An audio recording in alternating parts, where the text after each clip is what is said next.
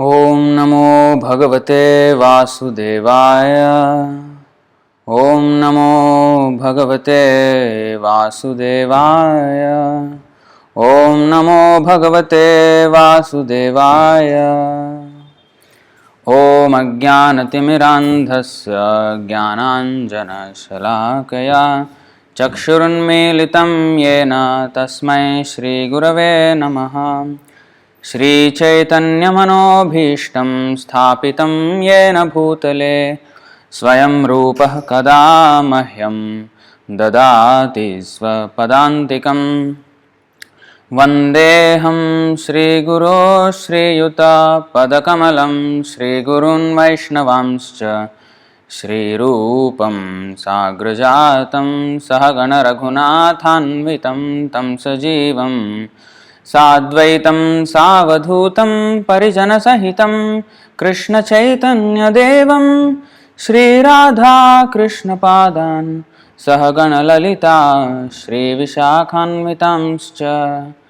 हे कृष्ण करुणा सिन्धो दीनबन्धो जगत्पते गोपेश गोपिका कान्त राधाकान्त नमोऽस्तुते। तप्त कांचन गौरांगी राधे वृंदावनेश्वरी वृषभानुसुते देवी प्रणमामि हरिप्रिये। वाञ्छाकल्पतरुभ्यश्च कृपा सिन्धुभ्य एव च पतितानां पावनेभ्यो वैष्णवेभ्यो नमो नमः। नम ॐ विष्णुपादाय कृष्णप्रेष्ठाय भूतले श्रीमते भक्तिवेदांत स्वामिनिति नामिने। नमस्ते सारस्वती देवे गौरवाणी प्रचारिणे निर्विशेष शून्यवादी पाश्चात्यदेशतारिणे। जय श्री कृष्ण चैतन्य प्रभु नित्यानंद श्री अद्वैत गदाधर श्रीवासादि गौर भक्तवृंद। हरे Krishna Krishna Krishna Hare Hare Hare Ram Ram Ram Hare Hare. So welcome everyone for this session of Bhagavad-gītā.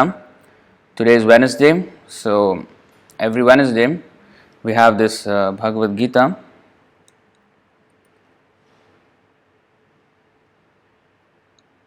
So today's verse is chapter 3, verse 38 of Bhagavad-gītā.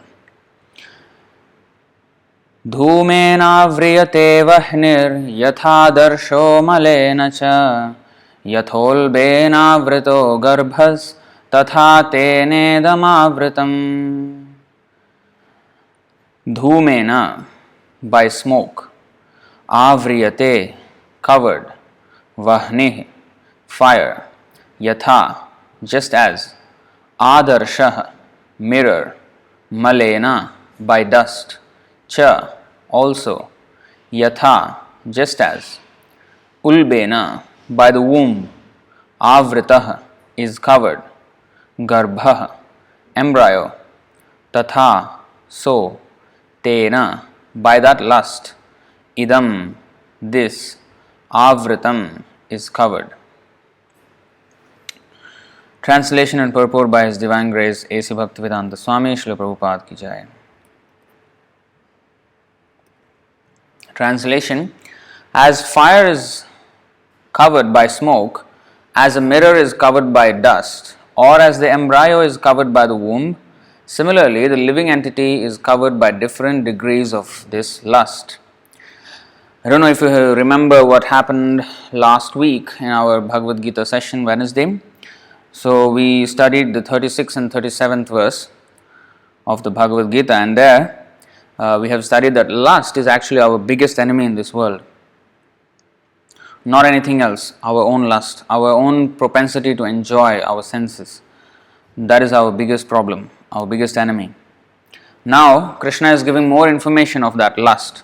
Lust does not only mean sex desire, although sex desire is the pinnacle of all lusty desires. Lust means, Chaitanya Charitamrita describes, Atmendriya Pritivancha Dhare, Atmendriya Pritivancha Taranam Kama. Kama means lust. That means the desire to satisfy one's own senses in any which way. And Krishnendriya Pritivancha Dhare Premnam. So prema, kama and prema, two different words are there, lust and love. So although in this material world people use the word love very loosely, but technically it is not love, it is actually lust. Love means to satisfy the desire to satisfy the senses of Krishna, that is love. So any other desire is actually lust. So that lust, Krishna is giving more examples here in order for us to understand how this lust is enveloping us. So here he describes 3 different degrees of lust. Purport. There are 3 degrees of covering of the living entity by which his pure consciousness is obscured. This covering is but lust under different manifestations like smoke in the fire, dust on the mirror, and the womb about the embryo. When lust is compared to smoke, it is understood that the fire of the living spark can be little perceived. I don't know if the text size is alright for you. I will just make it a little bigger probably. No, we can't. That's all I can go. In other words, when the living entity exhibits his Krishna consciousness slightly, he may be likened to the fire covered by smoke. Although fire is necessary when there is smoke, there is no overt manifestation of fire in the early stage. This stage is like the beginning of Krishna consciousness. The dust on the mirror refers to a cleansing process of the mirror of the mind by so many spiritual methods. The best process is to chant the holy names of the Lord. The embryo covered by the womb is an analogy illustrating a helpless position, for the child in the womb is so helpless that he cannot even move. This stage of living condition can be compared to that of the trees. The trees are also living entities, but they have been put in such a condition of life by such a great exhibition of lust that they are almost void of all consciousness. The covered mirror is compared to the birds and beasts, and the smoke-covered fire is compared to the human being. In the form of a human being, the living entity may revive a little Krishna consciousness, and if he makes further development, the fire of spiritual life can be kindled in the human form of life. By careful handling of the smoke in the fire can be made to blaze.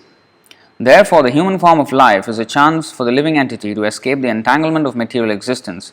In the human form of life, one can conquer the enemy, lust, by cultivation of Krishna consciousness under able guidance.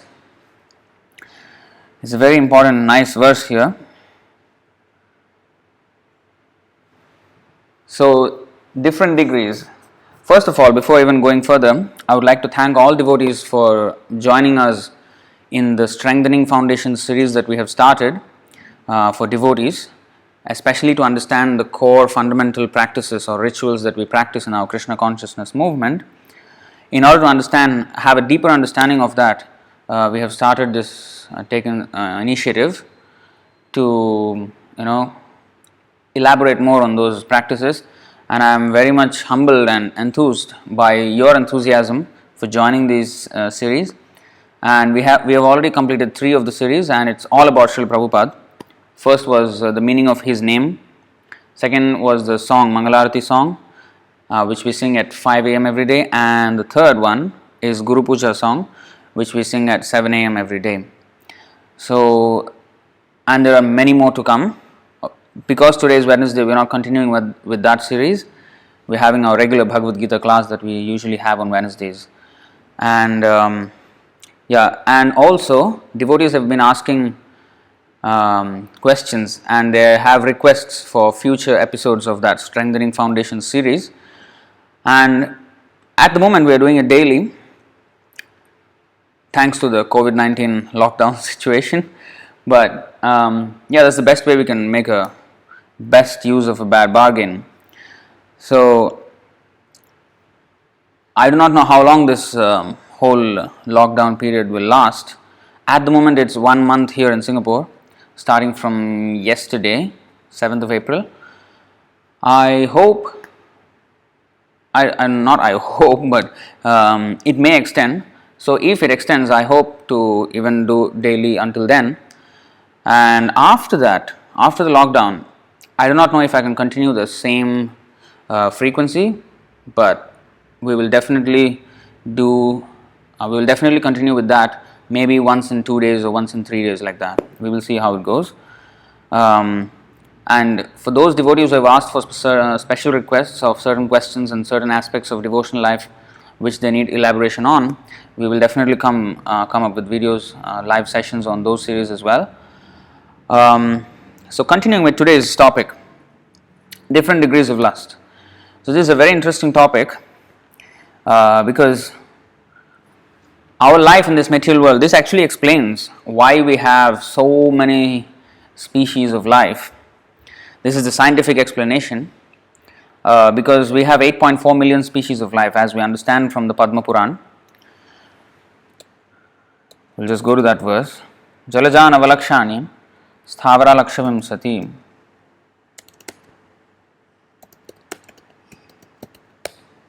krimayo rudra sankhyakaa. We have in the Vishnu Puran, I think in the Vishnu Puran or I think in Padma Puran also it is stated. Anyway, here it is. Jalajan avalakshani sthavara lakshavim sati krimayo rudra sankhyakaa pakshinam dasalakshanam trimshal lakshah chatushpada pashavah trimshal lakshani pashavah chatur lakshani manushaha. So the translation goes like this. There are 900,000 species living in the water. There are also 2 million non-moving living entities, sthavara, such as trees and plants. There are also 1.1 million species of insects and reptiles, and there are 1 million species of birds. As far as quadrupeds are concerned, that means four-legged animals, there are 3 million varieties, and there are 400,000 human species. So human species is not just one species.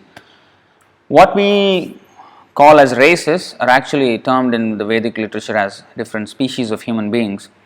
It also includes not just the races we find on this planet, but also other planets, like even the demigods. They are also classified among the 400,000 human species, but they are much higher class of human beings. So this is the breakdown of the different species of life that exist in this material world. Now, all of these different species are nothing but different types of bodies. They are not different types of souls. Like I remember still, when I was in college, when I came to Singapore, somebody was licking from the plate. One of my classmates was licking from the plate, something, his food. So another friend of mine, he said to him, "Oh, you have a dog soul in you." It's not how it goes. So of course, I actually got into a lecture with him because by that time I already read the Bhagavad-gītā before I came to Singapore once. So at least, although I was an absolute beginner, I at least understood that part, that the soul is all the same in every species. So it's not that we have a dog soul, a pig soul, or maybe pigs and dogs have no souls, and only maybe cats and dogs have souls, but pigs, chicken and turkeys have no soul, and therefore we can eat them. So there are all kinds of different kinds of ideas about how life exists. So here it is said that the different species of life are just different types of bodies on the soul, which is always the same. The soul is actually just very, very small. That is also described, the size of the soul.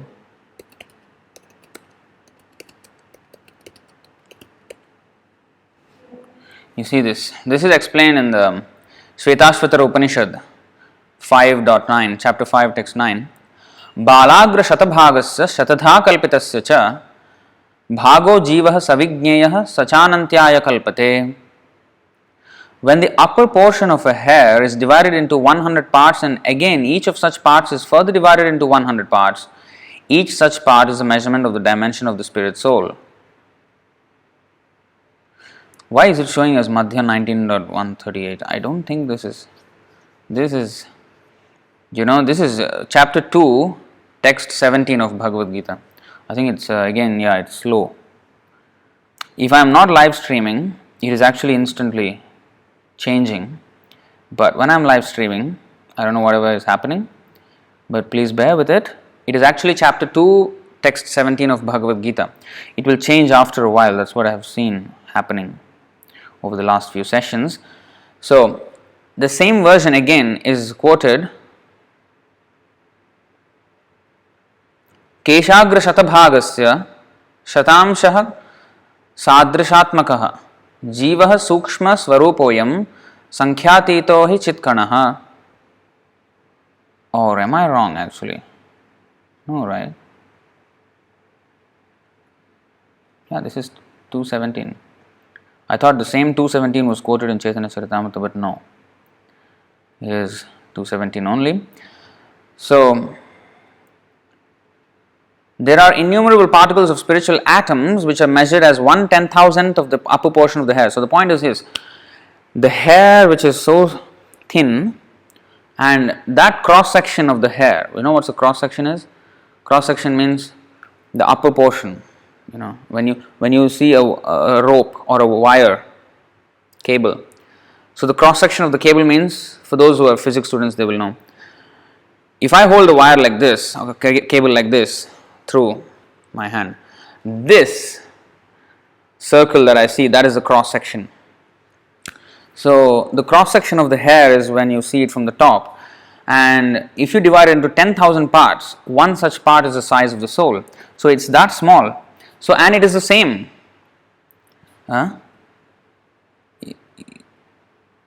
You see, and it's in every single body. The elephant, which has such a gigantic body, or even maybe a large tree which is like thousands of years old, it also has a huge body. Or it can even be the coronavirus, which is invisible to the naked eye. The soul inside the body is the same. Is the same.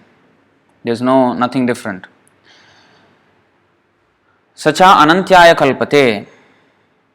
You see, this word anantaya means there are unlimited numbers of such souls, and all of them are covered by different bodies. Now, what governs the different species of life? Okay, we will see at more breakdown and at what is higher and what is lower. It is described in Bhagavatam also, but some of you who are watching this, maybe Vrajakishore Prabhu, Vishwambar Prabhu, you can probably put in the comments where it is described in the Chaitanya Charitamrita. I always keep forgetting. I think it's 19th chapter or something. I do not know. But I'll take from the Bhagavatam first. It's 5.5.21. And after this, I will look at the comments and I will go through the Chaitanya Charitamrita version of it. So this is a Sanskrit, but I'll go to the English translation.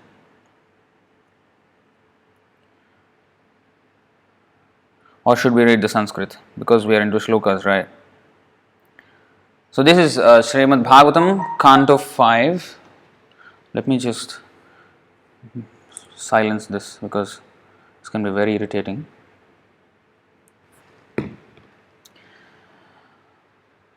Srimad Bhagavatam, Canto 5, Chapter 5, texts 21 and 22.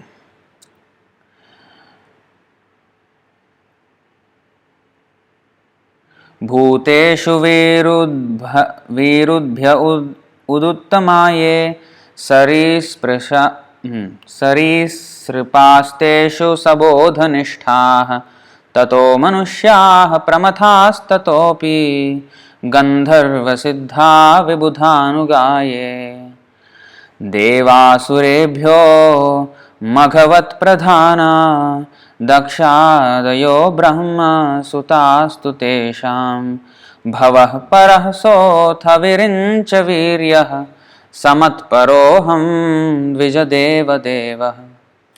So it's two beautiful verses.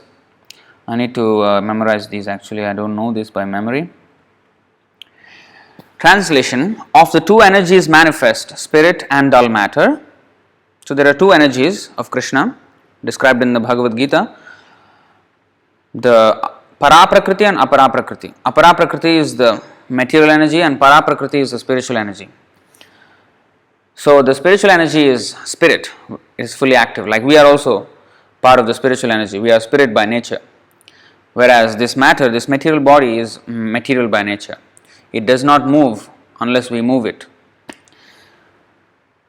Of the two energies manifest, spirit and dull matter, beings possessing living force, example, vegetables, grass, trees and plants, are superior to dull matter, stone, earth, etc.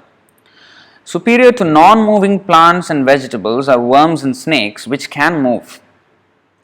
See now the gradation we are learning. Superior to worms and snakes, and remember, try to remember these things because the explanation goes after this verse. Superior to non-moving plants. Okay, you try to remember where the vegetables are. It's just above the dull matter.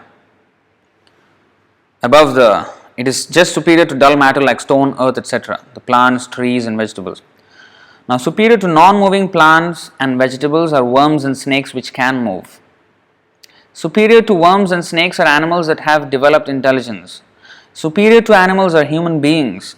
And superior to human beings are ghosts because they have no material bodies. So maybe some people don't believe in ghosts, but ghosts are very much there. So they are actually superior to human beings as well, although they are more sinful than human beings.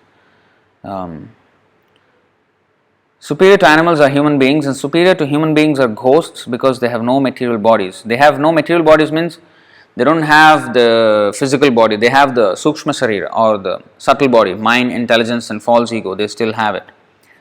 But they don't have this jada sharir which is made up of panchabhuta, which is bhumi, apa, analo, vayu, kham, earth, water, fire, air, ether.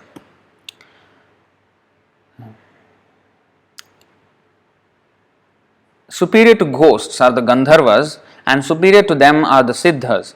Superior to the Siddhas are the Kinnaras and superior to them are the Asuras. Now, human beings, ghosts, Gandharvas, Siddhas, Kinnaras, Asuras, Devas and the direct sons of Brahma and Brahma himself, all of them are actually human beings among the 400,000 different human species.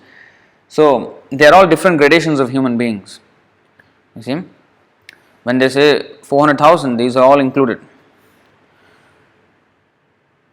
So, superior to ghosts are Gandharvas and superior to them are the Siddhas. Superior to the Siddhas are the Kinnaras and superior to them are the Asuras. Superior to the Asuras are the demigods, and of the demigods, Indra, the king of heaven, is supreme. Superior to Indra are the direct sons of Lord Brahma, sons like King Daksha, and supreme among Brahma's sons is Lord Shiva. Since Lord Shiva is the son of Lord Brahma, Brahma is considered superior, but Brahma is also subordinate to me, the supreme personality of Godhead, because I am inclined to the Brahmanas are the best of all. So Krishna is actually Rishabdev is speaking this. Rishabdev is incarnation of Krishna, and he is saying that the Brahmanas are even worshipable by him. He is actually trying to establish the exaltedness of the Brahmanas. But we can also find the different gradation of the living entities. Now let us go to the comment section if we have someone who has replied with the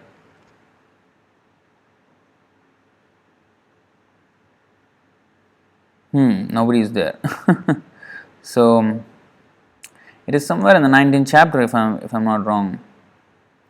Maybe they are not online. They are busy with something probably. So we will go ahead anyway. So it's pretty much the same thing in the Chaitanya Charitamrita, with probably a little more detail. But anyway, this is the point, that the gradations, there are different gradations of living entities. Now, all of them, these bodies that we have read, how are they created? So it is like this. The three modes, basically every single body, every single not only human being, every single soul in this material world. Just a second. Every single soul in this material world is covered by the three modes of material nature. That is explained in the Bhagavad-gītā.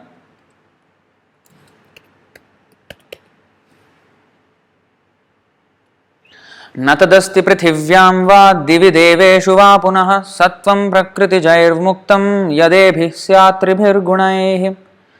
So, it is said, again, the verse number is 18.40 of Bhagavad-gītā, not 5.5.21.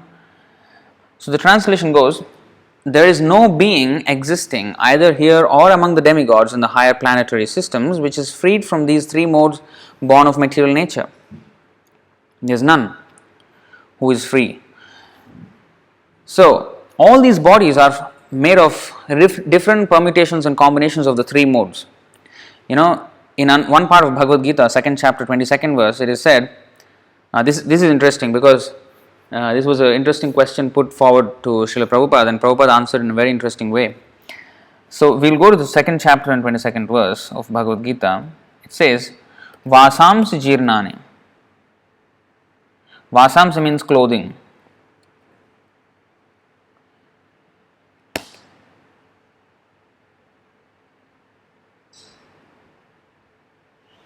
So this is getting painfully slow. That's interesting because it doesn't move. 2.22, but it keeps coming back to 40. Okay, finally it's working.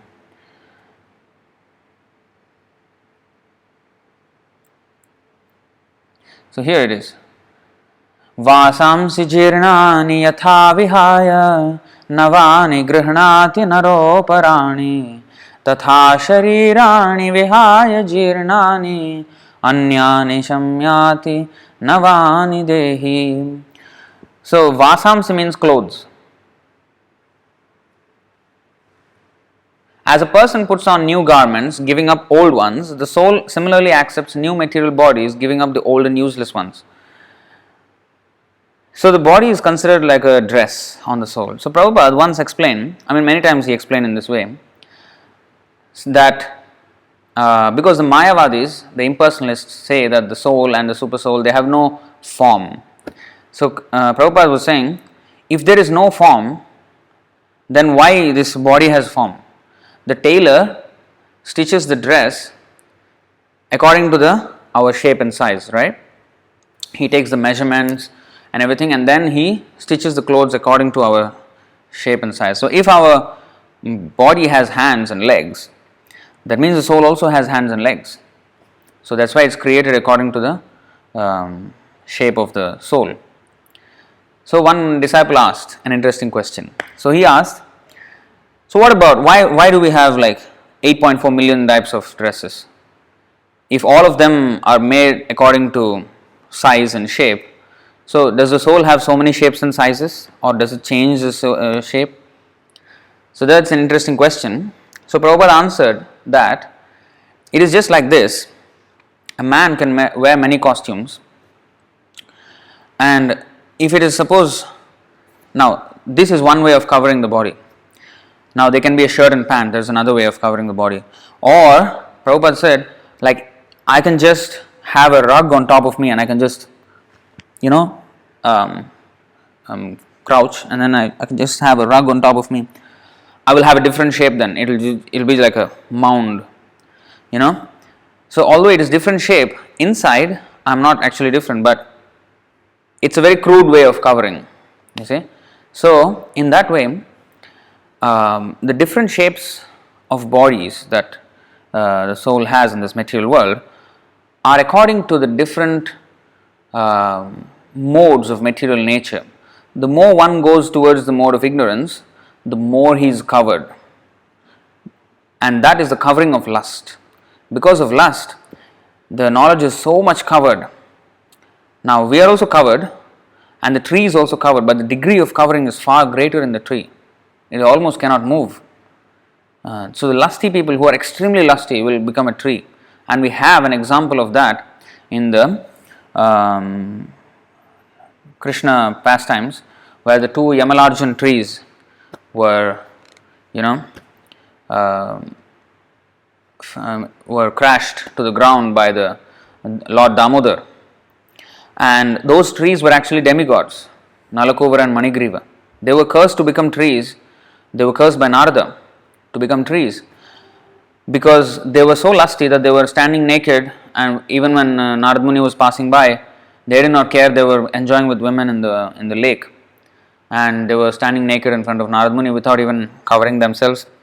So, because of their extraordinary exhibition of lust, even though they were heavenly creatures, they were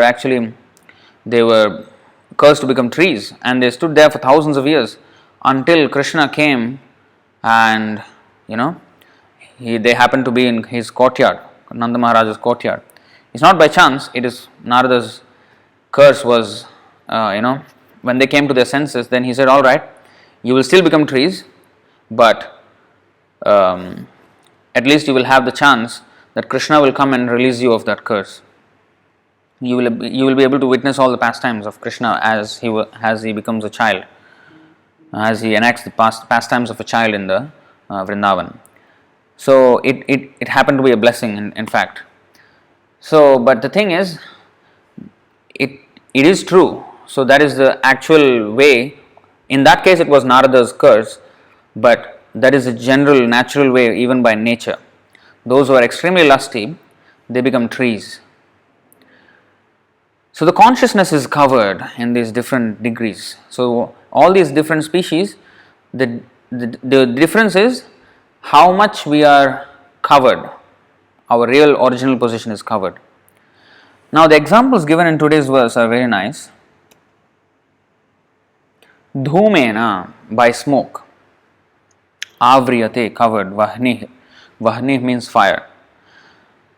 Now the fire, smoke may cover the fire. Actually, for those who have experience of burning some firewood, they will see this, that sometimes, or even coal. So sometimes it doesn't look like the coal is actually burning, but smoke is coming out. So if you take a fan and fan it, then the coal will become red. You can see the fire actually. And if you can do it nicely, the fire can actually come. The fire can again burn with blazing fire. So that is the situation of the human beings. Whereas animals are compared with the dust on the mirror, yathādarśo malena. Even that can be, in fact, if you come in contact with devotee, all of these can be engaged in Krishna service. Now the animals, their covering is a bit less. Actually, it is still bad enough, because even animals, they can hardly have access. Nobody except the human beings can actually inquire into the aim of life. Like they can understand who I am. Dharma is only for human beings. Dharmena hena pashubhir samana. So in animal life, there is absolutely none. But there is at least a little bit of material activity. At least a little bit of material activity in the animal stage. Although it is still bad, it is still in the mode of ignorance completely. And human beings are predominantly in the mode of passion. And the demigods predominantly in the mode of goodness. But all are covered by... so in the mode of ignorance it is worse. And the pain is also extreme in the mode of ignorance. Whereas in passion, there is pain, physical pain, but there is also more of mental anxiety. Anxiety, hankering, lamentation, these things, more subtle, not as bad as in hellish planets, but still not good enough. So in hellish planets, it's just hopeless suffering, absolutely hopeless. Even in animal life, hopeless suffering. There's no way out for them. And in human life, we have a way out. We can actually inquire and come out of this. But the general problem with our human society is that the pain that we generally experience, although there is physical pain, but it's not constant. Mostly it's hankering, lamentation, pains of the mind and intelligence. Also physical pains, not as severe as in hell. In the demigod stage, there is also pain. Don't think, because many people want to go to Swargalok. I want Swarga Prapti. But let's see what is in the Swargalok, because it is not all rosy and hunky-dory in the heavenly planets. I think 11, 3, 20, no.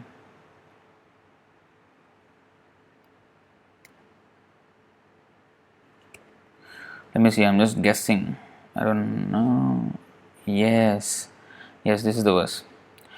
Canto 11, chapter 3, text 20. Evam lokam param vidyan nashvaram karma nirmitam satulyatisayadvamsam yathā mandalavartinam. You see, this is the situation in the heavenly planets. One cannot find permanent happiness even on the heavenly planets. Although there is happiness there compared to earth, yes, definitely more. But one cannot find permanent happiness even on the heavenly planets, which one can attain in the next life by ritualistic ceremonies and sacrifices. Even in material heaven, the living entity is disturbed by rivalry with his equals and envy of those superior to him. And since one's residence in heaven is finished with the exhaustion of pious fruitive activities, the denizens of heaven are afflicted by fear, anticipating the destruction of their heavenly life. You see? Thus they resemble kings who, though enviously admired by ordinary citizens, are constantly harassed by enemy kings and who therefore never attain actual happiness. This is the position in the heavenly planets. For those who wanted heavenly, Swarga Prapti, you are asking for all this trouble. So therefore, an intelligent person should never desire any position in this material world, whether it even be in the heavenly planets.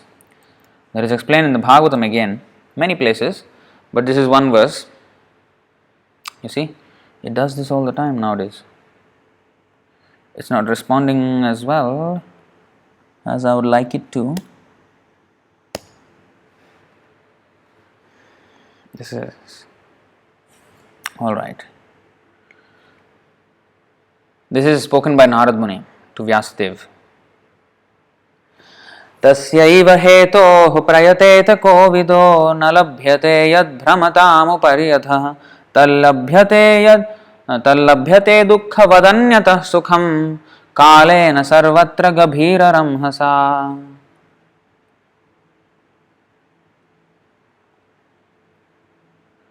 Translation. Persons who are actually intelligent and philosophically inclined should endeavor only for that purposeful end which is not obtainable even by wandering from the topmost planet Brahmaloka down to the lowest planet Patala. It is not obtainable. The real happiness is not obtainable from Brahmaloka down to the Patala, which is the lowest, highest lowest. As far as happiness derived from sense enjoyment is concerned, it can be obtained automatically in course of time, just as in course of time we obtain miseries even though we do not desire them.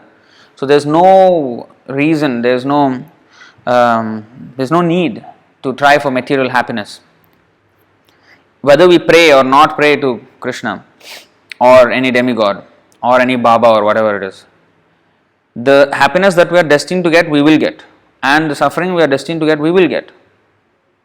We will get it. So there is no reason to worship for that purpose. No. The real reason to perform devotional service is to totally come out of this. That's why those who are broadly intelligent, persons who are actually intelligent, tasyaiva heto prayateta kovida. Kovida means broad intelligence, who are very much intelligent and philosophically inclined, should endeavor for that purposeful end which is not obtainable by wandering. What is obtained from the topmost planet to the lowest? We think there is happiness to be obtained here, but Krishna wants to save our time. Therefore, in the Bhagavad-gītā, he said, don't waste time. āvṛtam bhuvanāllokāh punarāvartinorjuna māṁ upettitu kaunteya punarjanma na vidyate. You see? He says, this is chapter 8, text 16 of Bhagavad-gītā. This thing is not showing properly. From the highest planet in the material world down to the lowest, all are places of misery, wherein repeated birth and death take place. But one who attains to my abode, O son of Kunti, never takes birth again. From the highest to the lowest, all the planets are places of miseries. There is no happiness here. So he's already saved our time. man is looking nowadays to explore. They want to explore other planets. They want to go to Mars. Krishna is saying, forget about Mars. Go to Brahmaloka, which is so far away that we can't even imagine. Even if you go there, which is the best planet in the universe, you will only find misery. So, you see how many billions and billions of dollars and scientists are spending their whole lives. Not only one scientist, generations and generations of scientists. They are spending their whole lives trying to study space. Like that Stephen Hawking was there. He was already disabled. He had so much problems physically, but still he was exploring, trying to create theories about space and space exploration and why we should explore space, because otherwise this planet won't be able to support us. They have all kinds of theories, and he's also an atheist. He was not a believer in God. So you see how their lives have been wasted with all this endeavor to go to other planets and all these things. If they just read this one verse, 4 short lines, not even a long verse. āvṛtam bhuvanāllokāh punarāvartinorjuna māṁ upetya tu kaunteya punarjanmana vidyate. 4 lines. Krishna has totally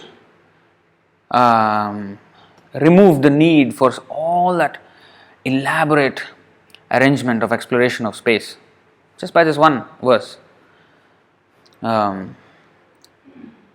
And the theory of relativity also he explains in the very next verse. When I read all this, when I was first reading Bhagavad-gītā, because I was into all that, I was very much enthused about space exploration, about relativity, Einstein's theories and all these things. I was very much inclined. But when I read these slokas, this one and the next one, I was like, wow, how much knowledge is there in just 2 verses. What I was reading, like I had this thick book. I think it was about 2,000 pages. I don't know how many 1,000 pages. This thick and this big book about theory of relativity. I know that's not enough. Even we have to study even more to understand Einstein's theory of relativity. So I'm just saying, I was reading when I was 16, 17 years old. I had that book with me and I was studying theory of relativity from that book. And when I saw this one verse, and in that theory of relativity, basically what I was most interested with was that time is relative. It is not the same for everyone. So it is said in theory of relativity that if you move very fast, comparable to the speed of light, then the time moves at a different pace compared to beings on the earth. So I was very much intrigued by that concept. So that actually got me interested in the whole theory of relativity thing and how space and time are interconnected and all that. It's all the mumbo jumbo of relativity. But when I read this 8:17, the next verse, Sahasra yuga paryantam maharyad brahmano vidu ratrim yuga sahasrantam teho ratra vido janah. By human calculation, 1,000 ages taken together form the duration of Brahma's one day, and such also is the duration of his night. So here, if I just read, okay, this is quite long, but anyway, this is the conclusion that Brahma's 100 years is human beings' 311 trillion 40 billion years. So when I read this, I was like, wow, the theory of relativity is just here in one verse. And of course, it goes into greater detail in the Bhagavatam.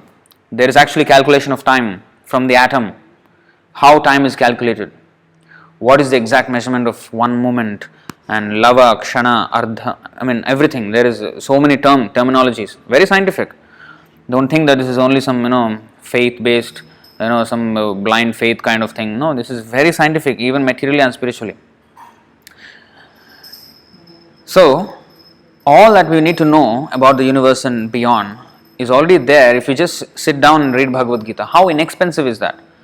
People, when we show the Bhagavad-gītā and say, oh, this is here in Singapore, we sell it for $25. Wow, that's expensive, they say. How much have you spent? This is literally the question I ask them every time they say that. I say, how much have you spent for your education? from kindergarten to university or masters or PhD or whatever you have done, how much have you spent?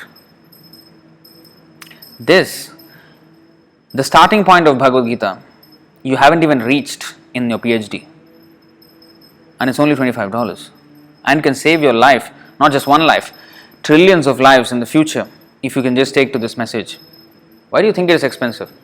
And they don't hesitate to pay their children's school fees of maybe, I don't know, nowadays, especially for those who are not Singaporeans, I think it's like a few $100s every month for even a primary school student.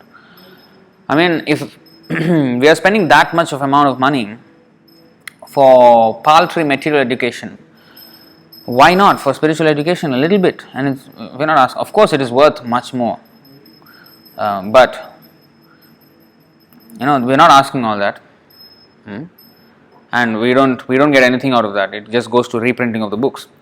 So anyway, people don't understand the value. They don't understand the value of it. So if we take to this Bhagavad, this is the advantage of taking to Bhagavad-gītā. Why we say read Bhagavad-gītā? It is not. It actually saves us a lot of time. All the material questionings, we have answers to all that as well, and it saves you time. And because it is natural. It is natural for everyone to explore their surroundings. The animal also explores its surroundings. The trees can't do that much, but the animals, they go about smelling and going and exploring. And even we have National Geographic and Discovery Channel. What is that? Documentaries where the animals actually have a mass movement during the seasons, change of seasons. They go to another place, thousands of kilometers sometimes, and for food. Otherwise they will starve. So they have movement. They explore their surroundings. And human beings also have the same tendency, and Krishna knows that. So therefore, he is already satisfying our cravings for finding out our surroundings. So he is giving all that knowledge that we want to know in the Bhagavatam, in the Bhagavad-gītā. But we because we reject the word of God, now we have to rely on our own strength to find out all these things. You see, generations and generations and generations are lost, wasted in their endeavor trying to explore the space and all these things. So anyway, coming back to the point, all these different bodies are full of suffering. Even those travelers who just go from one country to another, just traveling and traveling, you're not going to learn much because it's the same thing everywhere. It's the same thing everywhere. Birth, death, old age and disease. This is everywhere, wherever we go. So it is best that we stay in one place.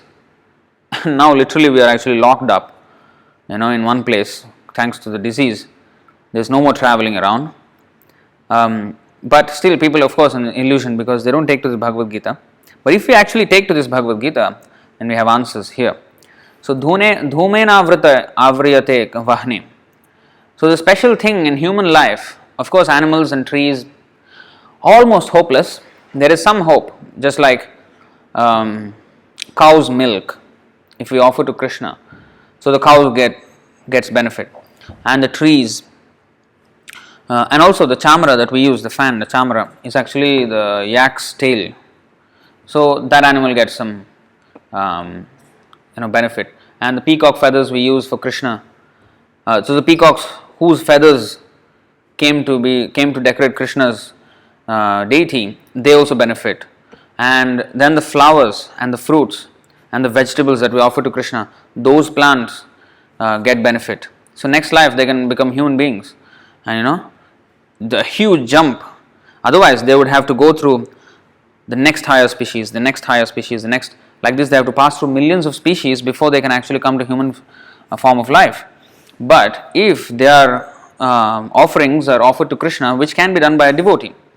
So devotee's mercy is so essential that although the tree may have some good qualities like a good fruit or a good flower, but unless another devotee actually employs that in Krishna's service, the tree cannot get benefit.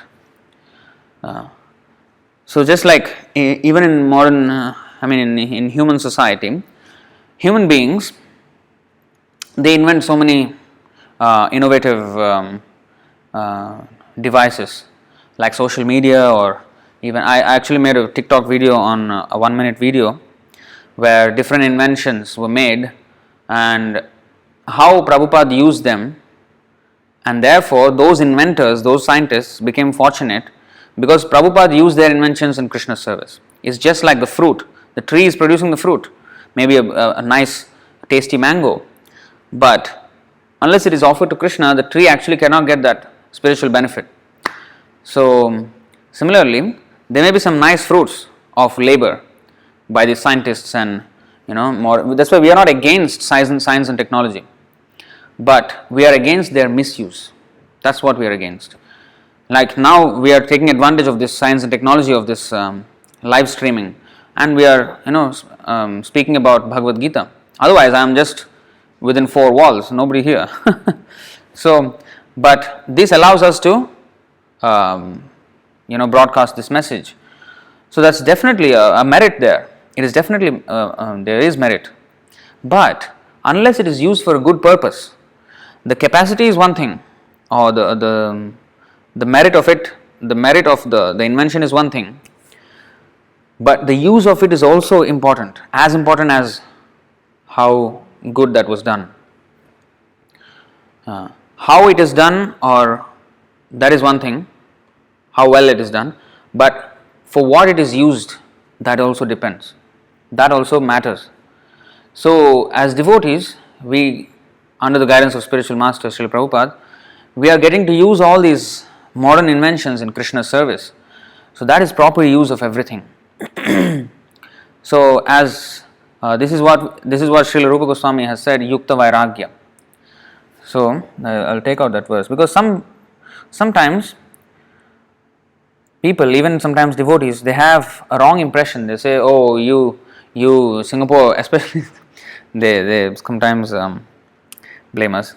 They say, "Oh, you Hare Krishna devotees, you are very much modern, and you're too caught up with the Western ideas of civilization." No. So this is where we come from.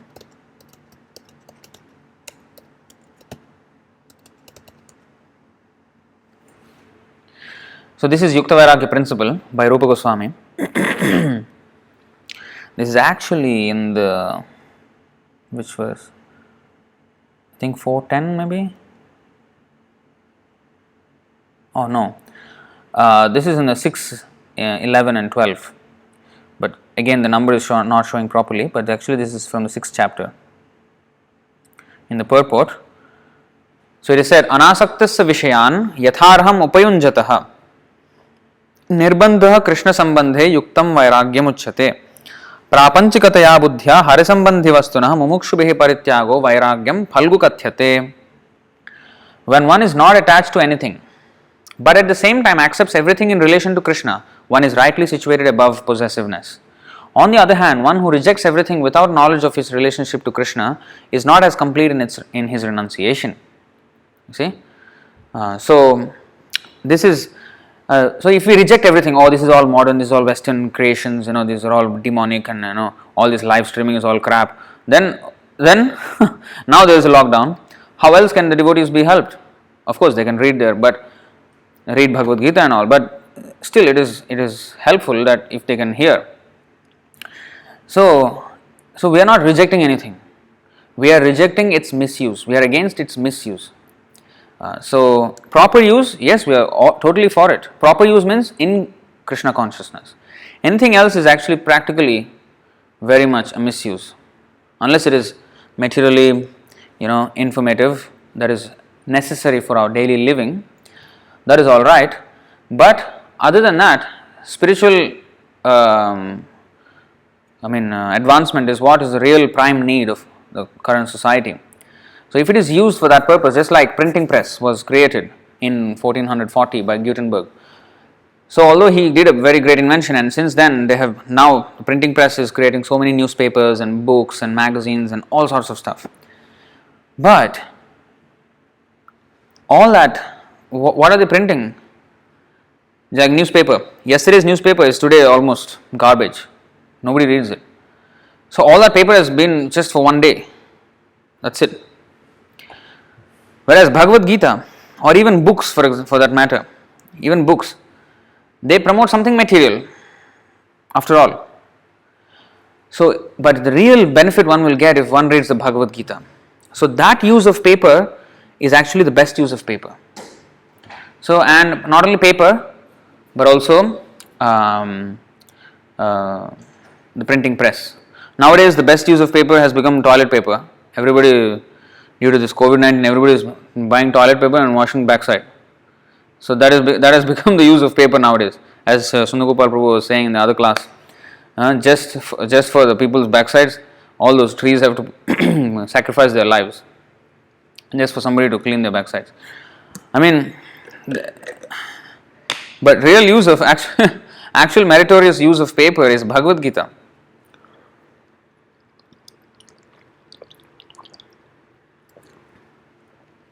So if a devotee uses offerings of lower species or people in lower consciousness, they become fortunate. Ajñāta sukriti, that is called Ajñāta sukriti. That means, sukriti means a pious activity. Ajñāta means they are doing pious activity without them even knowing it. So the tree does not know that its fruit have went to Krishna. It does not know. The animal, the cow does not know that its milk went, that her milk went to Krishna. Does not know.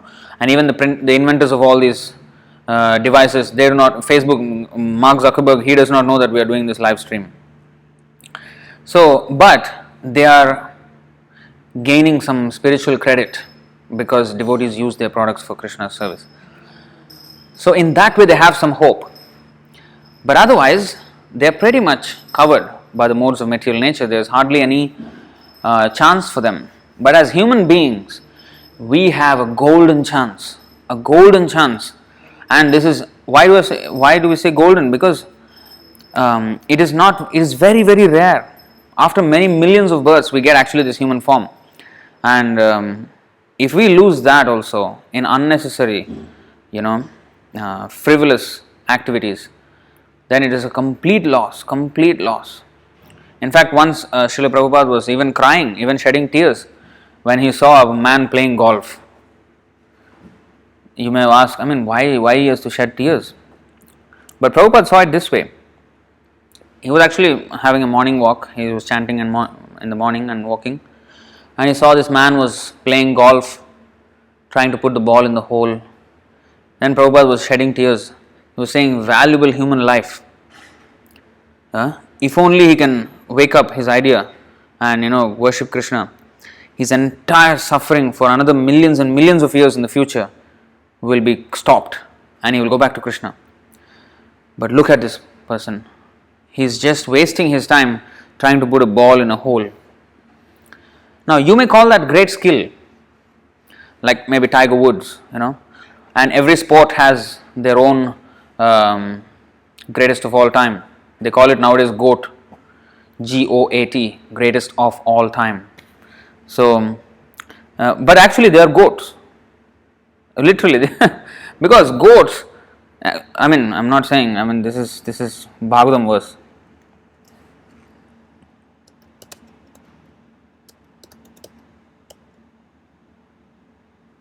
Uddhava said this. This is in the 11th canto. I forget the number, but again the number is not showing properly, so I can't do much. A little crippled here. But you see, this is what he's saying in the 11th canto. Shri Uddhava uvacha vidanti martyaah prayena vishayan padamapadam tathapi bhunjate Krishna tatkatham shvakharajavat shvakhara ajavat. Aja means goat. Sri Uddhava said, my dear Krishna, generally human beings know that material life brings great future unhappiness and they still try to enjoy material life. My dear Lord, how can one in knowledge act just like a dog, an ass or a goat? You see? This is Bhagavatam. But they actually say greatest of all time, G-O-A-T, goat. So every of these sports, they have, like cricket has Sachin Tendulkar, and like maybe tennis has who's a Roger Federer, even football has Lionel Messi or something like that. There's so many. So they may be great and they spend so much time in learning the craft and they're very expert at it. And the Tiger Woods, he's expert at golf. Now, it definitely takes a lot of practice to get to that level of talent, skill, but is it worth cultivating that skill? Nowadays, they treat as if all skills are equal, or whatever you're good at, just do it. There is a modern motivational speakers, they're speaking like this. You just do whatever you're good at. Or if you're good at football, do football. If you're good at singing, sing songs. And they sing just some nonsense songs, And then if you're good at golf, you do golf. If you're good at making business, you make business. Okay, fine. And then what is happening to life in the meantime? It is just passing away. And we're just getting closer and closer to death. And after that, you won't have this chance ever again. Now, because he was greatest of all time in one sport or something, now next life he becomes a goat, an actual goat. What is the benefit in that? And actually, there was one astrologer who calculated, a very renowned astrologer, Prabhupada actually mentioned this, that Jawaharlal Nehru, who was the first Prime Minister of India, he in his next life, he became a German Shepherd, a dog in Sweden. A dog in Sweden. Prime Minister in one life, dog in the next. Is that a destination we would want to go for? You see, that's what we need to ask ourselves. So therefore, and at that stage, it's totally helpless. It is like almost like the embryo in the womb. You have pretty much no control over your life. But in human life, we can take control of our lives. We can make decisions. We can go upper or middle or lower or completely go to the spiritual world. This is there within our jurisdiction, within our power. So actually human life must only be spent for this. There is one nice verse, Prabhupada actually wanted us to remember this. I hope I remember this. Ashitim chaturashchaiva laksham stan jiva jatishu.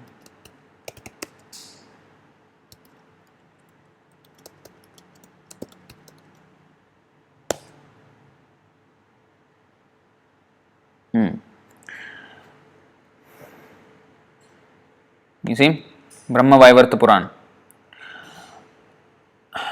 Ashitim chaturashchaiva laksham stan jiva jatishu brahmadbhi purushaihi prapyam manusham janma paryayat tadapi abhalatam jata tesham atmabhimaninam varakanam anashritya govinda charanadvayam. You see, Prabhupada says this is a very important verse. You can repeat this. One may take it by heart. Then again he chants the two verses. Then repeat it. You see, again Pradyumna chants 3 times, third time. So you see, 3 times in the same conversation, Prabhupada said, repeat it. You must chant and learn by heart. This is so important. Why? Why he said this? Why 3 times like this? Because Ashitim Chaturas. Ashitim means 80. Chaturas means 4. Lakshams means 1 lakh is 100,000. 84 times 100,000. 8.4 million species of life there are. Brahmadbhi purushaihi prapyam. After roaming through this number of species, millions of species, manusham janma paryayat. We get human life, human body. Now, even after getting that, tadapi aphalatam jata. Tadapi aphalatam jata. Even after getting such a valuable human life, afalatam means, phal means fruit. We render this valuable human life fruitless. Why? Tesham atmabhimaninam. We are, with great pride, we move about in this world, thinking I am this, I am that, I am this, I am that. All these designations that we have put on ourselves. And then, what we do in that whole endeavor? Varakana means fools. Anashritya, they don't take shelter. Ashritya means to take shelter. Anashritya means they are not taking shelter. Govinda charanadvayam. Charanadvaya. So the 2 lotus feet of Govinda. They are not taking shelter of the lotus feet of Krishna. Even after getting all this. Therefore, even Govindadas, Vaishnava poet, he sings, what is that? Bhajahure mana. No, is that? No. This is Manusha Janma Paya, Radha Krishna na bhajiya, Janya Shunya Vishakhainu. He is saying, Manushya Janma Paya. After having attained human birth, Radha Krishna na bhajiya. I have not worshipped Radha and Krishna. Janya Shunya Vishakhainu. I have knowingly drunk poison. Willingly drunk poison. That means I have committed suicide. So that's why this verse is so important. So just now we have read about, okay, there are many species, fine.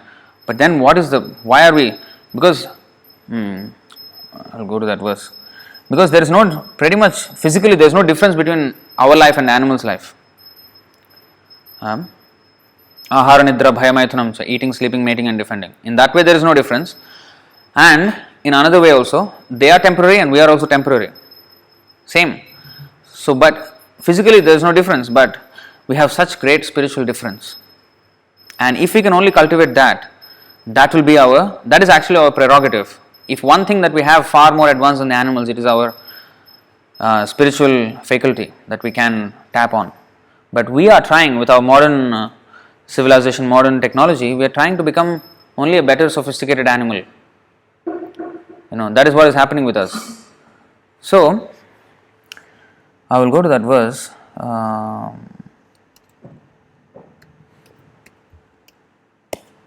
This also Prabhupada wanted us to learn by heart, because this is even actually this verse caused Bhaktisiddhanta Saraswati Thakur to shed tears,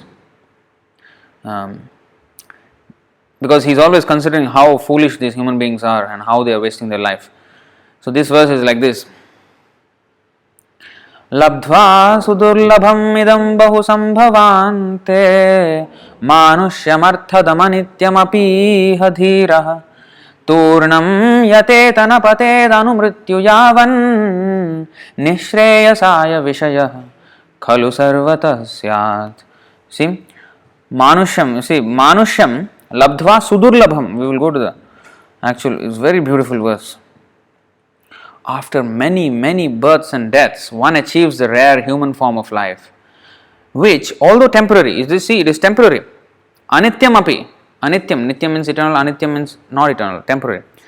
Although it is temporary like just any other body, any other life form, although temporary, affords one the opportunity to attain the highest perfection. This is not available in the animal life and tree life. Thus, a sober human being should quickly endeavor for the ultimate perfection of life as long as his body, which is always subject to death, has not fallen down and died. After all, sense gratification is available even in the most abominable species of life, whereas Krishna consciousness is possible only for a human being. So that smoke, it has to be fanned so that red glow and then eventually the blazing fire comes out. That blazing fire is compared to Krishna consciousness. It is latent in us, especially human beings. It can be fanned. So that we have to do in this life. Or even the dust on the mirror. That example is chosen by Chaitanya Mahaprabhu. Cheto darpanam arjanam. We will read that verse.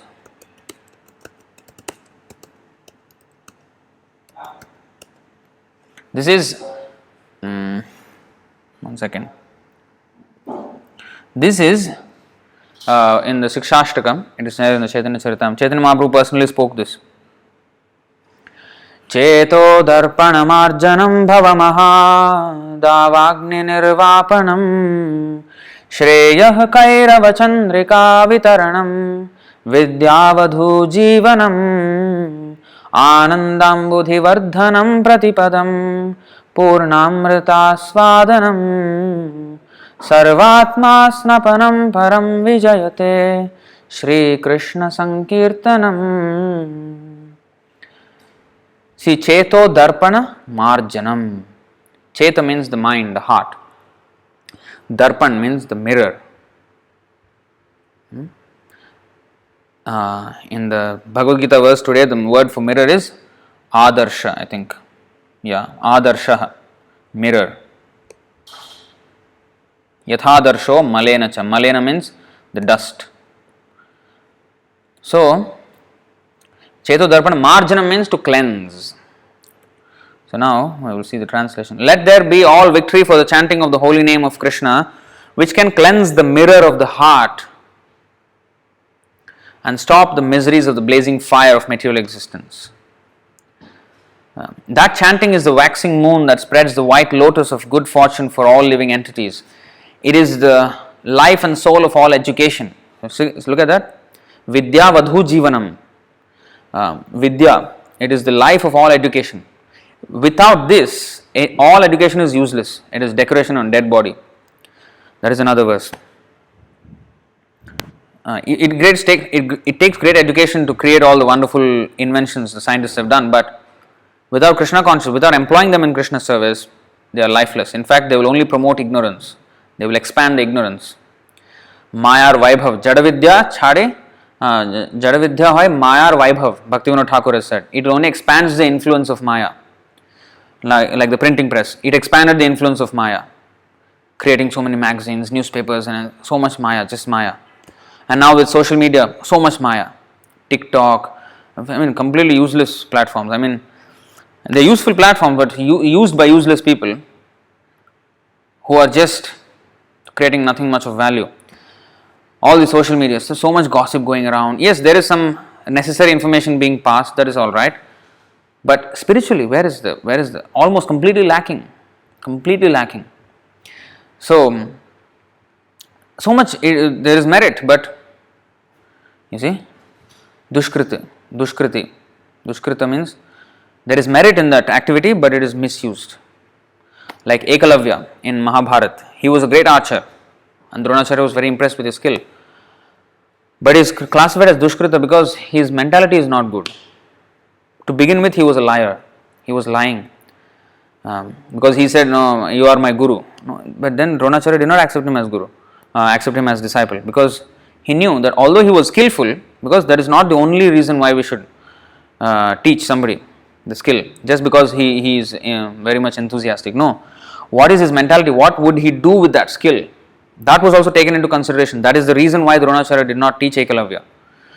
In Hindi, when I was in secondary school, this Ekalavya story was, shared in the Hindi textbook, and it was used against the varnashram system. They said, "Oh, this is, you see, caste system is so bad that although he was so qualified, but still his finger was cut off, and it is so unfair."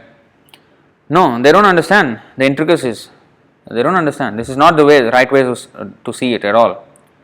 Because just to have the capability to do it is one thing. Just like now, okay, that Ekalavya was shooting arrows, fine. But now, similarly, missiles, they have such weapons of mass destruction. They are in hands of people who are uncontrollable. And any time now the world is in danger. Now not only the weapons, now they can do bio-warfare. They can make this kind of viruses, they can mutate in the laboratory, they can do that also if they want. Or they can, they can do anything, chemical warfare or whatever it is. Even the social media and all this is kind of a psychological warfare. They are trying to make the people fools and fools. Okay, you just keep on scrolling while we manipulate the whole world and try to enjoy it. So they don't want us to think. They just want us to consume and like that. So this and while doing that, and they have games, they have unlimited ways to distract themselves. So these are all unnecessary things, anarthas, and thank goodness, due to this virus, all the unnecessary things have stopped. Like all the sports. Now there was supposed to be an Olympics in Japan this year, but it stopped. Because life can go on without that. This virus is actually teaching us what are the core essentials in our life, and what is actually all the fluff that is seemingly looking like they are essential things, but actually they are not. They have nothing to do with our life. Now essentials, what are they? Food. Now even in Singapore, the lockdown that has happened, the government has said you can only go out of your house for essentials like buying food or going to medical appointments or something like that. Otherwise, don't go out. So, and all the sports, the Olympics cancelled, and some boxing matches, some football matches, all cancelled. cricket cancelled, movies are not releasing. Everything is just because actually, honestly, they are not needed. They are not needed at all. These are all called in Sanskrit anartha. They are useless for any proper development of human consciousness. The core essentials. That's why Bhagavatam says. Bhagavatam is saying, don't have to wait for this virus to tell you what is actually the unnecessary things. I'll tell you what is unnecessary thing. Bhagavatam says. This is why just they think we are wasting time. Oh, these people, Hare Krishna people, instead of doing something practical, they are just sitting and studying their books. And yeah, by studying these books, we are saving so much life. So much time. Instead of some virus coming and teaching in this painful way, we learn from here. You see.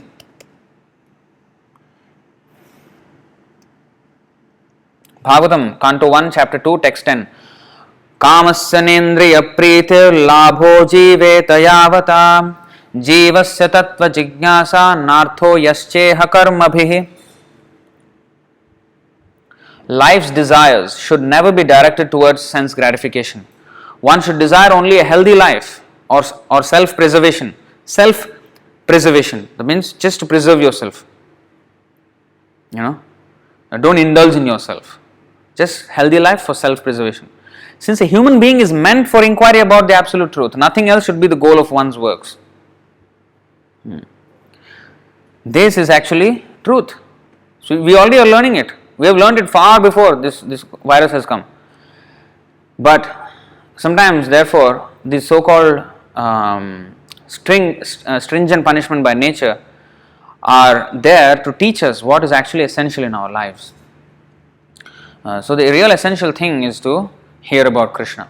Just like Parikshit Maharaj, he was involved in all kinds of royal duties and everything. But when he received the notice of death, he immediately gave up everything and went to hear about Krishna. So that is the core. Actually, that is the core. That's the real thing you have to do. So it gets very clear when other distractions are cut out.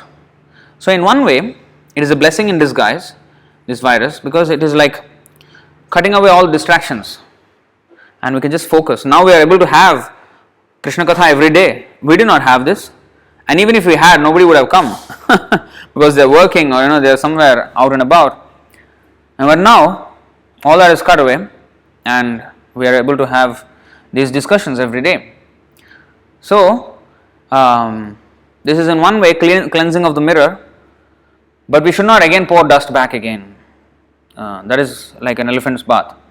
So after this whole situation, maybe if one day it subsides, then it is not that we go back to our old. We should learn lessons from it and learn from it and grow from it.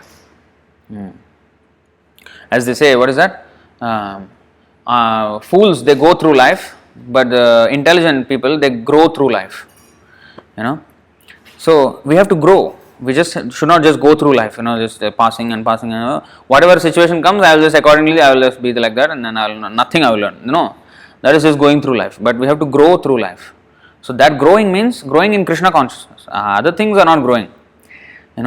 So growing means that covering, that was the lust, the covering of sense gratification that we have to remove and remove and remove, and our pure spiritual identity must be established. That is called growing. Growing out of this shell of, this covering of Maya, the lust. So that is real growing. So that is what we have to focus on, and that is pretty much the subject matter of today's verse. So if there are any questions or comments on this verse, one can ask. You can ask in the comment section. And let's see. Ishtadeva Vigyapti, Hari Hari Bifale, correct. Narottam Das Thakur, that song which I said, which is Hari Hari Bifale Janma Goaino, Manushya Janma Paya Radha Krishna Na Bhajiya, Janiya Shuniya Vishakhaino. So that is the, and yeah, what is this, 11:13:8? Was that the one I just took out? I think so.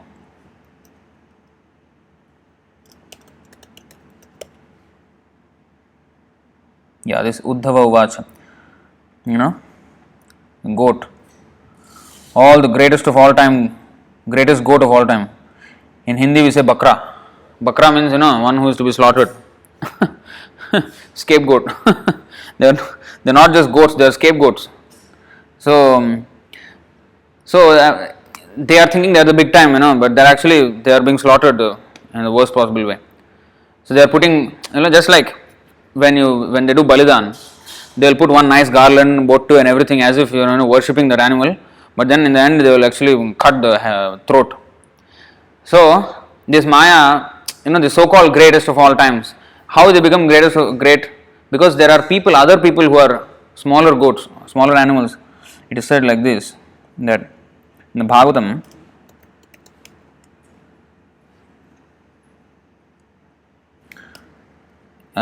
it is said like this: Shvavidvarahoshtrakharaih samstutah purushah pashuh nayat karnapathopeto jatu nama gadagrajah. Here also animals. Men who are like dogs, hogs, camels and asses praise those men who never listen to the transcendental pastimes of Lord Sri Krishna, the deliverer from evils. So all these, people cheer. Oh, they are big cheerleaders, fans, fan club, big, of football players or cricket players or whatever it is. So because of them, because millions of people vote for this person or this greatest person, so they become great. And that is just like putting a garland, putting bottu. And then in the end what happens? Slaughtered. They are the bakra of modern civilization. So instead of becoming a goat, we have to become a proper human being. Human being means inquiring about athāto brahma jigyasa. The first thing, our human life begins with brahma jigyasa. Like yesterday also we said, ha prabho korodoya. Why Narottam Das Thakur is saying, please Guru, my dear Guru, please offer me shelter. That means he is offering himself as a disciple. He is surrendering. So that is exactly what is needed. First, our interest must be there. If our interest is there, just like you study yourself, your own life. When did you come in contact with this Krishna consciousness movement? You did not know, of course, who the bona fide spiritual master is and how we have to go to Krishna. But how are you shown? By the mercy of Guru, by mercy of Prabhupada. Of course, after reading Prabhupada's books, then we know that we have to have a bona fide spiritual master and all that. But did we make that judgment when we actually met Prabhupada or his books? No. We just, how are we then directed? Prabhupada says we should always take shelter of a bona fide spiritual master. But how do we know who is a bona fide spiritual master? We never even knew those terms existed. So it is by the mercy of Krishna. And how? By the mercy of Krishna. Why that mercy is not available to everyone? Because they are not questioning. Whereas you think about yourself. You have been questioning. You had some questions about life. Something.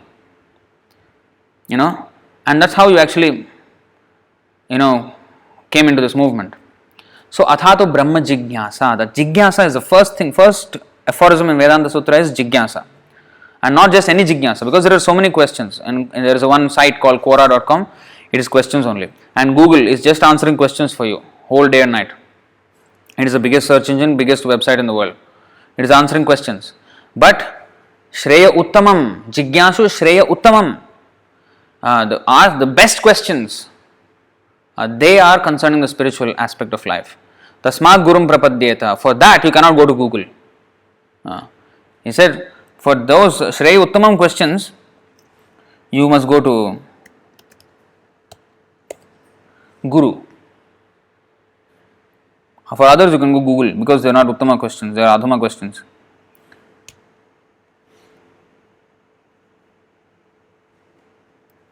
You see, Tasmat Gurum Prapadyeta Jigyasu Shreya Uttamam Shabde Parecha Nishnatam Brahmanyupashamashrayam. Therefore, any person who seriously desires real happiness must seek a bona fide spiritual master and take shelter of him by initiation. The qualification of the bona fide guru is that he has realized the conclusion of the scriptures by deliberation and is able to convince others of these conclusions. Such great personalities who have taken shelter of the Supreme Godhead, leaving aside all material considerations, should be understood to be bona fide spiritual masters. So if that jigyasa is there, then as we learned in the two classes, that the Chaitya Guru, the Paramatma in the heart, he notices, he records, oh, this person is becoming inquisitive. Okay, let me direct him to the Guru. Guru Krishna Prasadipaya Bhaktilata Bij. By the mercy of Guru and Krishna we receive the Bhaktilata. Not by our endeavor, oh, let me figure out what is the ultimate aim of life. No. if we are sincerely inquiring, then Krishna will direct us to the proper source. Sometimes people are also inquiring, but they don't want to take on the full process, and sometimes therefore they are cheated by false gurus this way and that way. They are misled to other ways, and especially it's so prominent in Kali Yuga. So we have to take good care that we are actually fortunate, so fortunate to have come under the shelter of Prabhupada. It's a 1 in a billion trillion chance. So therefore we should not let go of it. Anything else?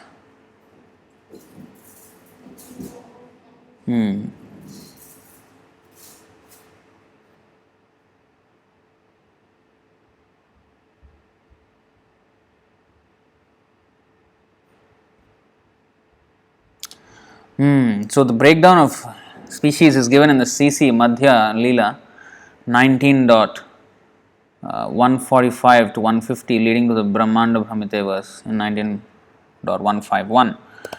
So we'll just skim through those verses now.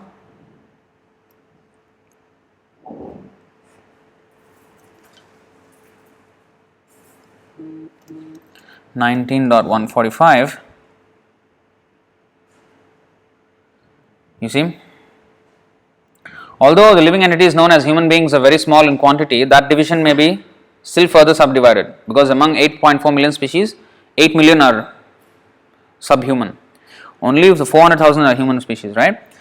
So although it is very small in quantity, that division may be further subdivided, for there are many uncultured human beings like Mlechas, Pulindas, Bauddhas and Shabaras.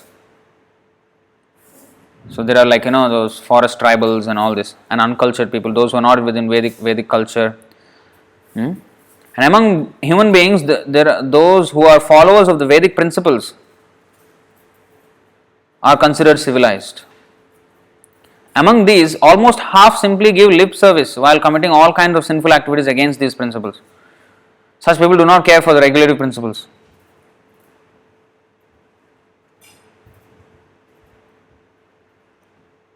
Dharmachari Madhye. Among the followers of Vedic knowledge, most are following the process of fruitive activity and distinguishing between good and bad work. Out of many such sincere fruitive actors, there may be one who is actually wise. कोटि ज्ञानी मध्य है एक जन मुक्त, कोटि मुक्त मध्य दुर्लभ एक कृष्ण भक्त. Out of many millions of such wise men, one may actually become liberated, mukta, and out of many millions of such liberated persons, a pure devotee of Lord Krishna is very difficult to find. You see, this is the point. Krishna bhakta nishkam atayeva shanta, bhukti mukti siddhikami sakaliya shanta. Because the devotee of Lord Krishna is desireless, he is peaceful. Fruitive workers desire material enjoyment, jnanis desire liberation, and yogis desire material opulence, and therefore they are all lusty and cannot be peaceful. This is actually only the human beings, but actually before the 145, I think there are other species as well, I think, if I'm not wrong.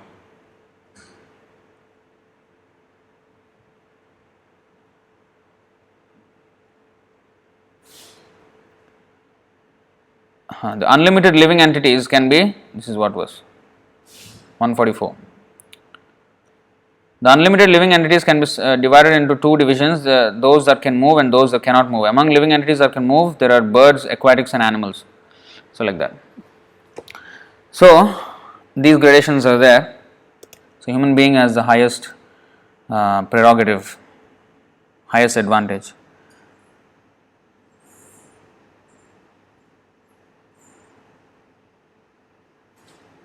(610) purport is where that anasaktas vishan is quoted. Yes. Now, one question is here. Okay, the question, one of the questions, one Mataji is asking, you said ghost exists. An astrologer said that in my home there is a ghost. My mother became pregnant after 2 years of my birth. It was her second daughter, but she died after 9th day of delivery, the second child. The astrologer said that the child was growing with me without body. She's always with me, but I don't feel anyone is with me. I don't remember the baby because I was only a 2-year-old at the time. Is the ghost exists?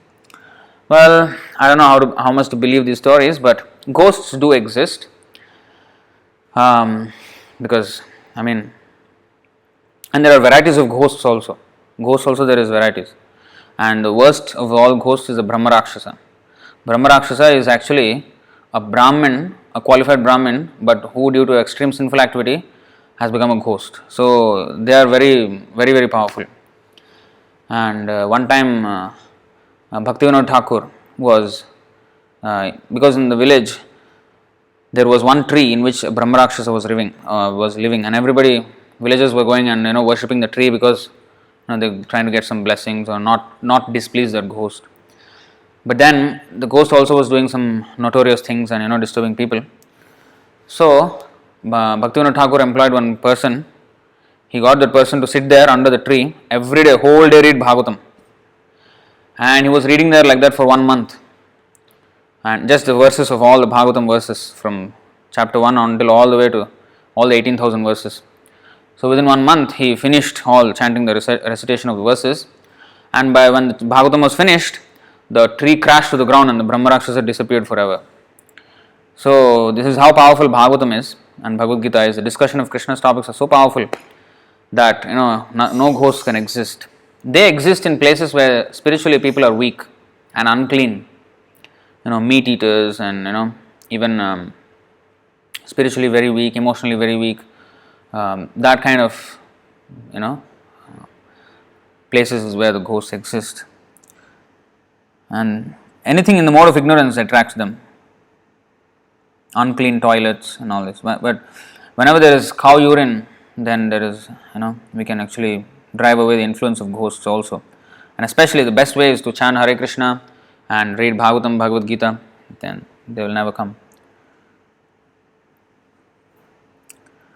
There is one question by Ravi Ranjan Prabhu. I think he asked 2 questions.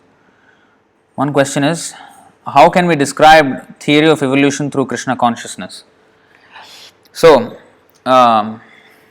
we don't subscribe to the Darwin's theory of evolution.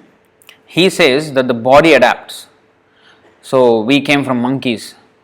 So, if we came from monkeys and ours is the more better body than a monkey's, then why is the monkey's body still existing? So, this is not actually the correct form of evolution. The evolution is that the Vedic science explains that all the 8.4 million species always exist. Always. Now you may say, oh no, some have become extinct and never to be found. No, because we are only seeing on this planet. We are only seeing on this planet.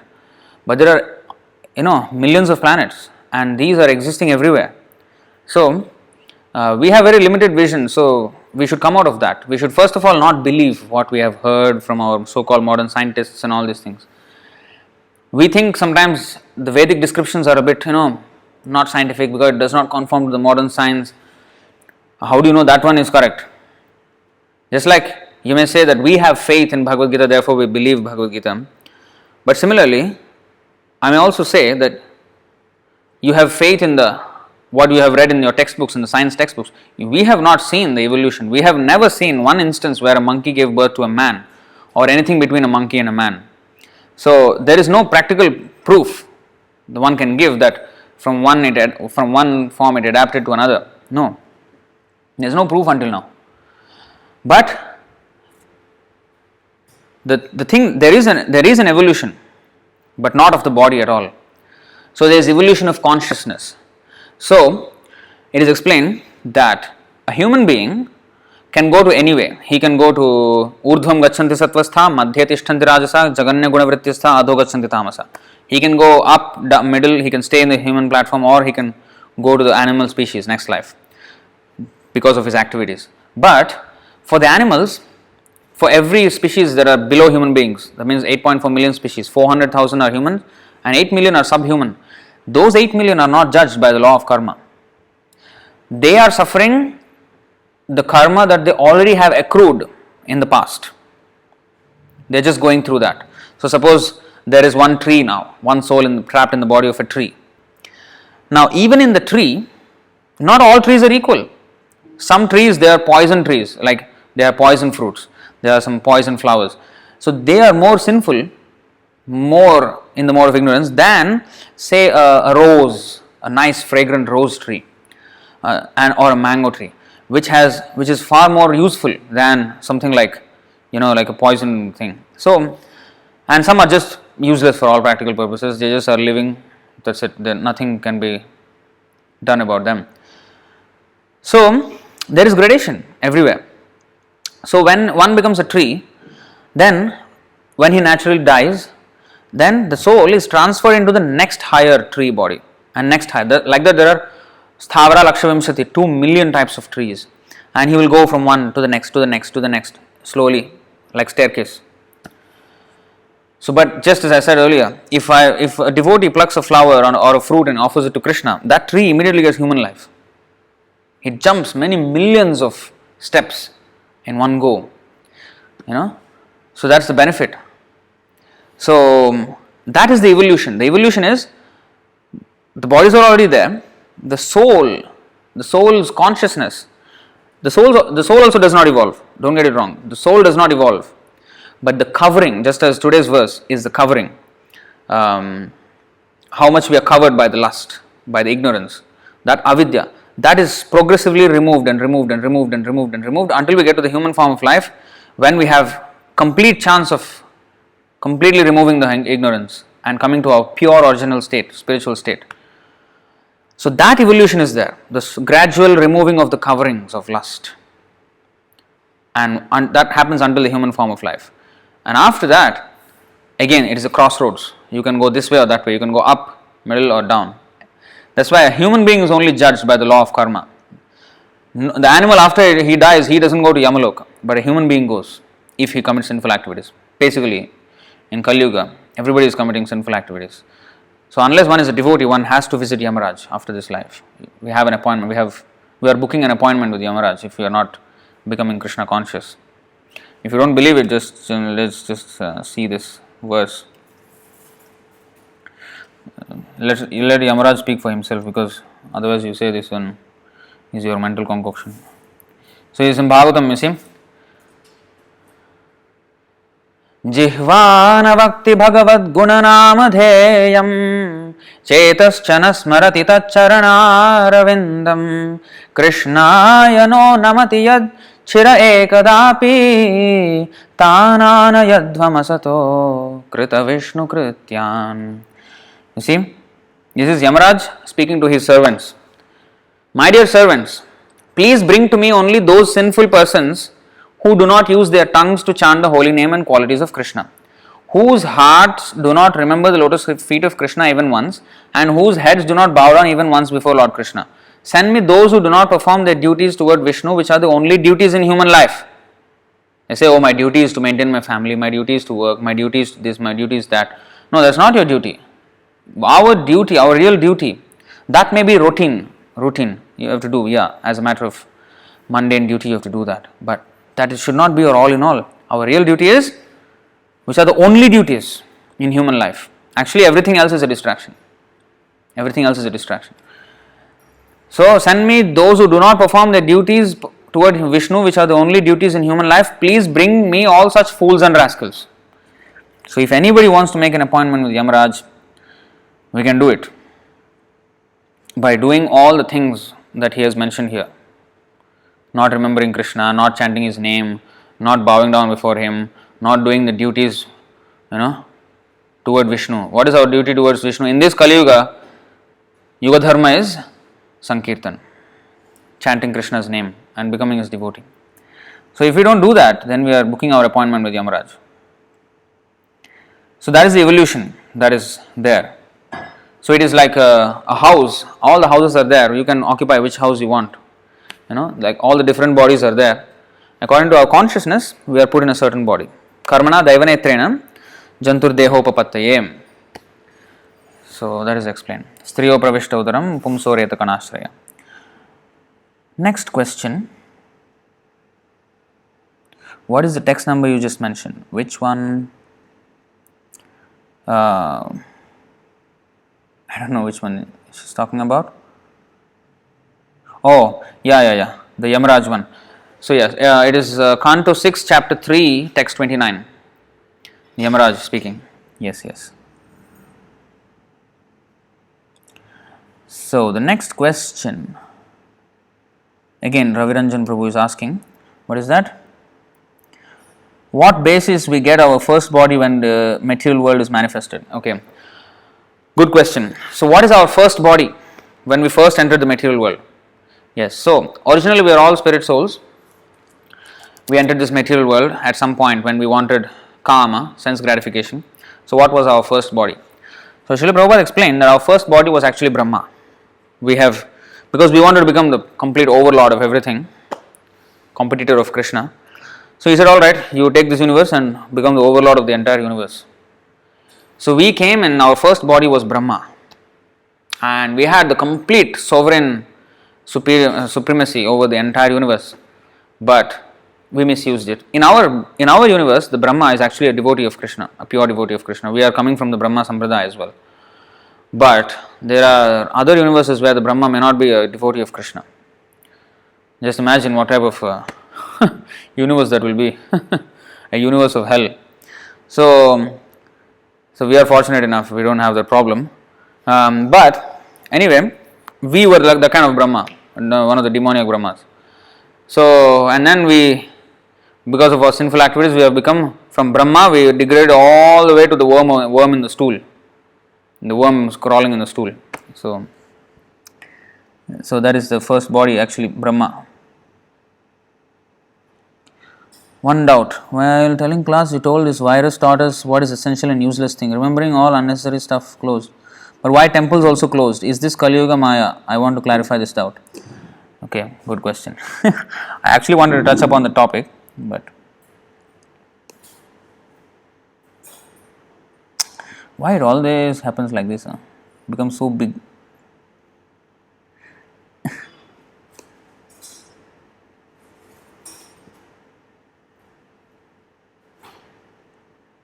See, so big. Okay, anyway, I'll just read the comment. So the doubt was that the virus has taught us what is anarthas, what are the unnecessary things in our life. But then he asked, they don't, the government doesn't consider the temples as essential services as well. So is this also not, only food is essential and temples are not essential? Well, that is a little bit complicated, because actually, it is actually the most essential thing, but religion as it exists today in the modern times, it is much of it, 99.9% of it is materially motivated religion, which actually is not. That's why the Bhagavatam says dharma projhita kaitavotra parama nirmatsaranam satam. In the Bhagavatam, all the kaitav dharma is kicked out. So is all considered non-essential religion. So any materially motivated religion is actually non-essential religion. And people know religion as being materially motivated. They think religion means it is just a faith.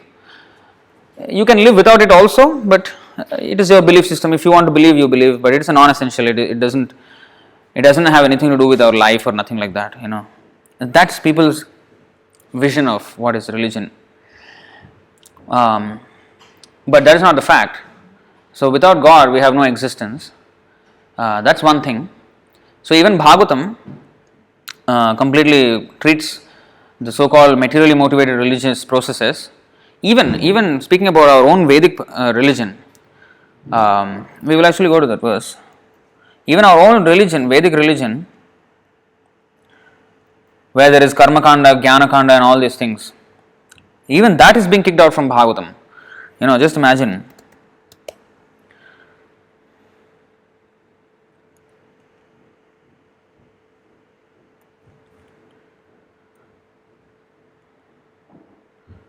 Dharma projhita kaitavotra. See, this is a very important verse. Dharma projhita kaitavotra paramo nirmatsaranam satam vedyam vastavamatra vastu shivadam tapatrayon moolanam Srimad Bhagavate Mahamuni Krite kim va parairishvara sadyo hridya varudhyatetra kritibhi shushrūshubhis tatkshanāt.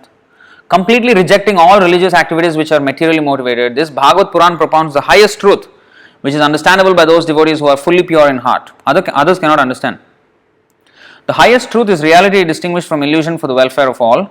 Such truth uproots the threefold miseries. This beautiful Bhagavatam, compiled by the great sage Vyasadeva in his maturity, is sufficient in itself for God realization.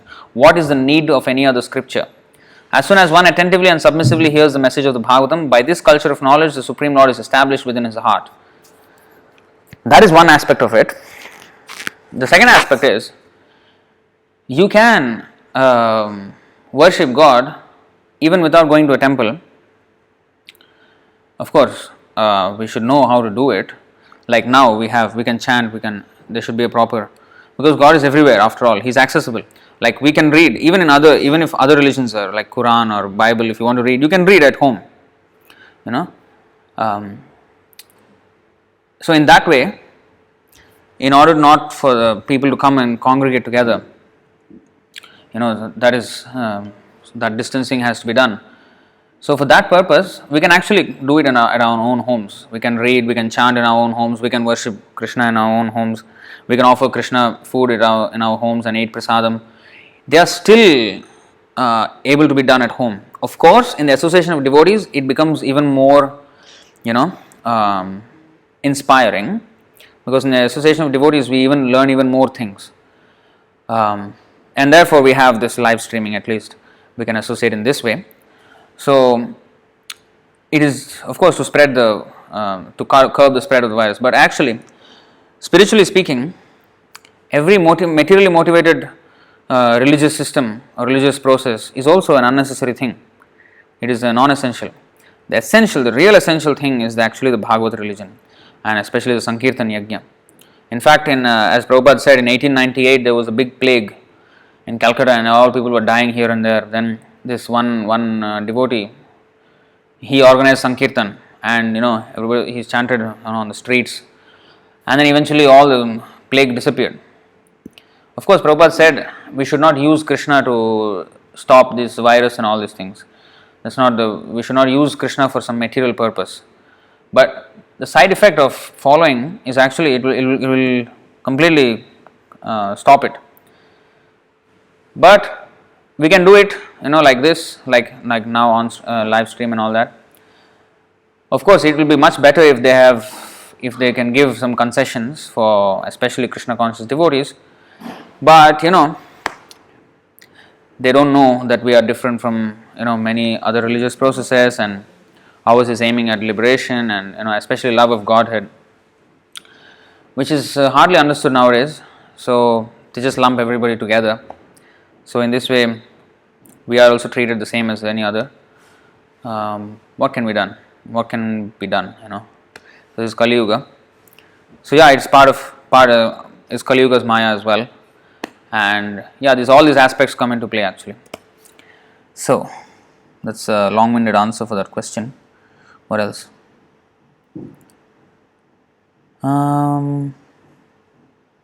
Okay, I think that's it.